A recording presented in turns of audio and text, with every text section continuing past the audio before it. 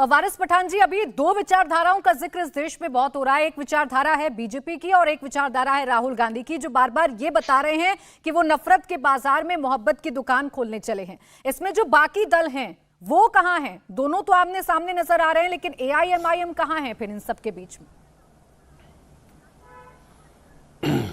ये प्राची जी, देखिए, हमारे लिए तो चाहे बीजेपी हो चाहे कांग्रेस हो, दोनों भी एक ही है। एक ही सिक्के के दो पहलू हैं। अब आप देख लीजिए, बीजेपी ने तो अपना जो 2024 का मैनिफेस्टो था वो पूरी तरह से जाहिर कर ही दिया है ना। उनके मैनिफेस्टो में क्या है? अमित शाह साहब ने क्या कहा कि हम राम मंदिर का इनॉग्रेशन करेंगे, यानी उनका मेन मुद्दा हो गया मंदिर।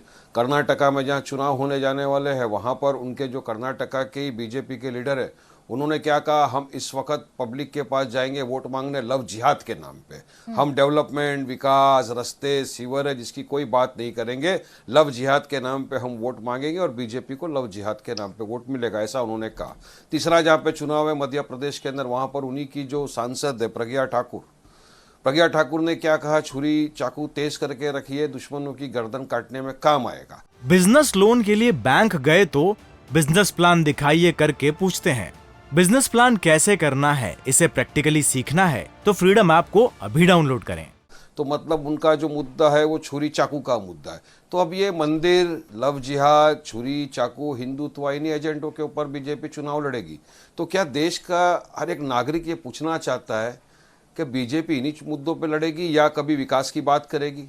जो मोदी ने वादे किए थे, 8 साढ़े 8 साल हो गए, वो तो एक भी वादा पूरा नहीं किया। वादे तो थे 15 लाख रुपया आपके अकाउंट में आएगा, नहीं आया। वादा तो था कि 2 करोड़ युवाओं को रोजगार मिल जाएगा, रोजगार तो नहीं मिला। अब पेट्रोल डीजल गैस के दाम जो आसमान को छू रहे हैं, उनको नीचे लाना था, तो इकोनॉमी तो स्टेबलाइज नहीं हुई अब तक। डॉलर के बनिस्बत रुपया गिरता जा रहा है, तो उसके बारे में क्या करेंगे, वो भी कुछ जवाब नहीं देते वो लोग। दूसरा, इंटरनल सिक्योरिटी का मामला है, वहां भी मोदी खामोश है। सबसे बड़ा आज की तारीख में देश को जो खतरा है वो चीन से है। चीन हमारे अंदर घुसता चला आ रहा है। ये तो हमारे बहादुर जवानों की मैं दाद दूंगा, तारीफ करूंगा, जिन्होंने तवांग में उनको मार मार के दौड़ाया, भगाया। मगर मोदी जी फिर भी खामोश रहे। चीन का नाम लेने से डरते हैं, ना लाल आंख दिखाते हैं, ना 56 इंच का सीना दिखाने की उनमें ताकत है। तो अब ये मुद्दों से भी ध्यान भटका दिया लोगों का, तो बीजेपी ने अपने चुनावी मुद्दे जाहिर कर दिए। अब दूसरी जगह कांग्रेस है, कांग्रेस में राहुल गांधी चल रहे हैं। अब वो लाल सिंह चड्ढा बन के दाढ़ी रख के चलते जा रहे हैं, तो श्रीनगर तक क्यों, हिमालय तक भी चलिए, मुझे कोई आपत्ति नहीं है। उनका निजी मामला है, मगर उन्हें निजी बात बता रही है। वो भी तो ये कह रही है कि इस देश में लगातार बेरोजगारी बढ़ रही है, महंगाई बढ़ रही है, गरीबी लगातार बढ़ती जा रही है, गरीब और अमीर के बीच में जो खाई है वो लगातार बढ़ती जा रही है। तो दोनों अगर एक ही मुद्दे उठा रहे हैं तो एक पेज पर आना क्या संभव नहीं है? ये देखिए, संभव कैसा नहीं है। हमने तो पहले कहा ना कि भाई देखिए, हम में ताकत है बीजेपी को हराने की। हमने एग्जाम्पल भी सेट किया औरंगाबाद, महाराष्ट्र में, जहां पर जो शिवसेना का सांसद था 25 साल से, हम पहली मर्तबा वहां पर लड़े और हमने उनको हराया। और मजलिस इत्तेहादुल मुस्लिमीन का आज वहां पर सांसद है। हम में हराने की ताकत है। आप आइए हमारे साथ, कांधे से कांधा मिलाकर लड़ेंगे, बीजेपी को हराएंगे। हमारा तो मेन इंटेंशन, मेन मुद्दा यही है कि बीजेपी को हराना है, क्योंकि बीजेपी जब से सत्ता में आई है, नफरत की राजनीति आप देखिए किस तरह फैलाते जा रहे हैं। जब से सत्ता में आई है, हिंदू मुसलमान के नाम पे जी, जब आप ये बात कह रहे हैं तो अतुल जी के चेहरे पर मुस्कुराहट आ रही है। के खिलाफ तो बीजेपी ने एक बिजनेस लोन के लिए बैंक गए तो बिजनेस प्लान दिखाइए करके पूछते हैं। बिजनेस प्लान कैसे करना है, इसे प्रैक्टिकली सीखना है तो फ्रीडम ऐप को अभी डाउनलोड करें।